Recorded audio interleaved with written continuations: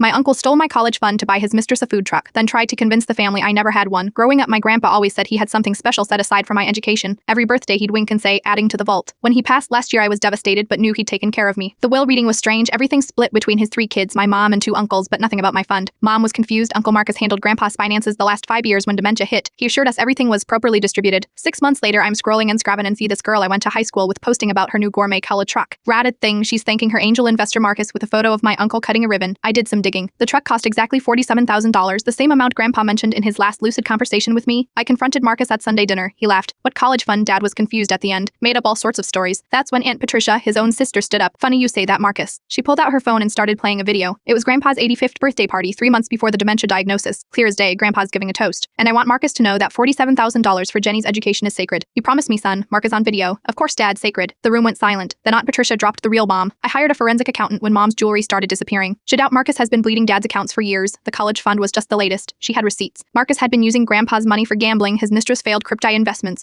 $100,000 gone. His wife Sharon just stared at him. Mistress. That's when I pulled up the Instagram. The Kyle truck girl had posted a Valentine's story 2 weeks ago. Marcus in her bed, breakfast tray caption. My man spoils me. Sharon walked out. Marcus tried to leave, but Mom blocked the door. You are going to fix this. With what money? He sneered. It's gone. That's when quiet Uncle David, who never says much, cleared his throat. Actually, it's not. Turns out David suspected something was off years ago. He'd been secretly recording every family financial discussion, keeping copies of grandpa's documents, even installed a nanny cam in grandpa's room after the jewelry went missing. He had Marcus on camera pocketing Mom's wedding ring, taking cash from grandpa's wallet, even caught him practicing grandpa's signature. I was building a case, David said, waiting for him to slip up big enough that we couldn't ignore it anymore. Tonk on the food truck, Marcus. That's grand theft. Marcus tried to bargain. The mistress would sell the truck, pay me back, but David wasn't done. Remember when you convinced grandpa to sign that power of attorney? I have the video. He was heavily medicated. That's elder abuse and fraud. We gave Marcus a choice. Full restitution plus interest within 30 days, or we go to the police with everything. He sold his house, his boat. His mistress dumped him when the money dried up. The Colio truck got repossessed because surprise. He'd forged her signature on the loan too. I got my college fund back plus an extra $15,000 in interest. Yosit for my first year at engineering school, but the best part, at graduation David handed me an envelope. Implied was a photo of grandpa and a note he'd written before the dementia took hold. I knew Marcus was troubled. I also knew you'd need more than money for college. You'd need to learn that family isn't about blood. It's about who shows up. David showed up. Love haste. David's been paying for my textbooks from his own pocket, never said a word. Meanwhile, Marcus lives in a studio apartment and posts motivation quotes about rising from betrayal on Facebook. The comments are just laughing emojis from family members who know the truth.